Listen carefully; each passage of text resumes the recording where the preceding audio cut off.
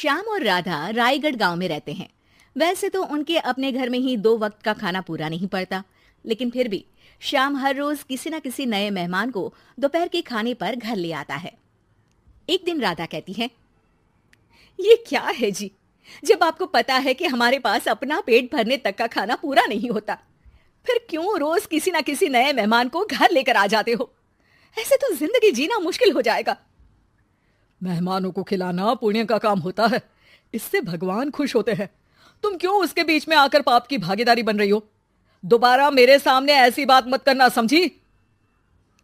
इसी तरह राधा बहुत बार श्याम को समझाने की कोशिश करती है, पर वो हर बार एक ही बात बोलकर उसे चुप करा देता है। इन्हें समझाना तो बेकार है, मुझे ही कोई ऐसी तरकीब सोचनी होगी जिससे मेहमान अपने आप ही यहां आना बंद कर दे। राधा तरकीब सोचने में लग जाती है और इसी तरह कुछ दिन बीत जाते हैं। एक सुबह श्याम बिना कुछ बताए जल्दी घर से निकल जाता है और राधा अपने काम में लग जाती है। कुछ घंटों बाद श्याम अपने एक दोस्त के साथ घर वापस आता है। सुनो राधा, आज दोपहर के लिए 3 मेहमानों का खाना बनाकर रखना, और याद रखना उनकी खातिर में कोई कमी ना हो। श्याम की बात पर राधा हैरानी से उसकी तरफ देखने लगती है, लेकिन दोस्त के साथ होने की वजह से कुछ बोल नहीं पाती। घर में तो ठीक तरह से 2 लोगों के खाने लायक तक दाल चावल नहीं है और इन्हें मेहमान बुलाने हैं। बस अपना अपना बोलते हैं, दूसरे की तो कभी सुननी ही नहीं है। क्या करूं मैं? राधा क्या करूं क्या नहीं की उलझन में फंसी ही होती है कि उसके दिमाग में एक तरकीब आती है, जिस पर वो श्याम और उसके दोस्त के घर से बाहर जाते ही रसोई में से सिलबट्टा निकाल कर लाती है। अब मुझे मेरे ये साथी ही इस मुश्किल से बाहर निकालेंगे। राधा सिलबट्टे पर रोली, चावल और हल्दी डालकर उसे मेहमानों के बैठने की जगह पर ले जाकर रख देती है। कुछ ही देर में वो तीनों मेहमान भी घर पहुंच जाते हैं। आइए जी, पधारिए, हमें आपका ही इंतजार था। जी शुक्रिया। श्याम भाई कहाँ हैं? वो ना बस आते ही होंगे, तब तक आप बैठिए ना। जैसे ही वो तीनों अपनी जगह पर बैठते हैं तो सामने पूजा किए सिलबट्टे को रखा देख असमंजस में पड़ जाते हैं। और बहन, ये सिलबट्टे की पूजा कर इसे यहाँ क्यों रखा है? क्या ये आपके यहाँ का कोई रिवाज है? अरे नहीं नहीं, वो तो मेरे पति की मन्नत है, इसलिए पूजा की है। हैं? सिलबट्टे पर कैसी मन्नत? मेरे पति ने मन्नत ली है कि वो अपने मेहमानों को खाना परोसने से पहले इस सिलबट्टे से 3 बार उनके सिर पर मारेंगे। राधा की ये बात सुन तीनों मेहमानों के चेहरों की हवाइयां उड़ जाती है, जिसे देख राधा मन ही मन हंसती हुई उन्हें दिलासा देते हुए कहती है, अरे आप लोग फिक्र मत कीजिए, ज्यादा तेज नहीं मारेंगे, बस 3 बार जरा सी थपकी। और ये सुनते ही तीनों मेहमान डर से कांपते हुए तुरंत अपनी जगह से उठ खड़े होते हैं।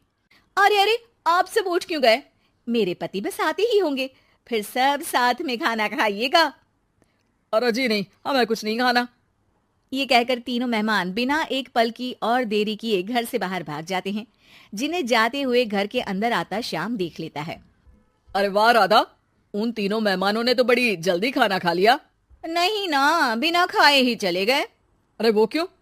क्योंकि वो खाने से पहले मुझसे ये सिलबट्टा मांग रहे थे, तो मैंने बोल दिया कि मेरी माँ ने दिया है, मैं नहीं दे सकती, बस फिर वैसे ही चले गए।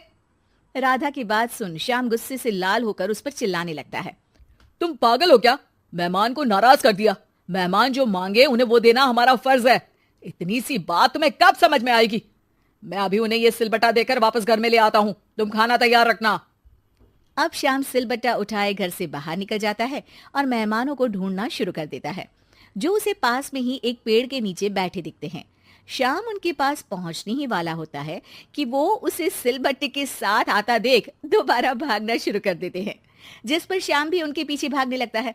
अरे रुको, मैं आप लोगों को ये देना चाहता हूँ। अरे आप लोग रुको तो सही। अरे भाई, ये तो हाथ धोकर पीछे पड़ गया है। अरे जुबान कम और पैर तेज चलाओ। वो तीनों पिटाई के डर से और ज्यादा तेज भागने लगते हैं। इसी तरह तीनों मेहमान आगे आगे और श्याम सिलबट्टे के साथ उनके पीछे पीछे पूरे गांव में घूमते हैं, जिससे धीरे धीरे गांव में ये खबर फैल जाती है कि श्याम दयालु और उदार इंसान तो है, लेकिन अब से वो किसी की भी मेहमान नवाजी से पहले सिलबट्टे से 3 बार उसके सिर पर मारेगा। जिसके प्रभाव से अब लोग उसके घर खाने पर आना बंद कर देते हैं। मैं तो उन्हें सिलबट्टा देने जा रहा था और लोगों को लगा कि मैं मार रहा हूं। कितना बड़ा बेवकूफ हूं। अब मेरी ही वजह से कोई यहां खाने पर आने के लिए तैयार नहीं है। इस तरह राधा अपनी होशियारी और सिलबट्टे की मदद से शाम के मेहमानों वाली आदत से छुटकारा भी पा लेती है और घर की शांति भी भंग नहीं होती। जरूरी नहीं कि हर जंग हथियार से ही लड़ी जाए। कुछ के लिए सिर्फ दिमागी चाल ही काफी होती है, और अगर शांति के साथ अच्छे से दिमाग लगाकर सोचा जाए तो मुश्किल से मुश्किल समस्या का समाधान मिल ही जाता है।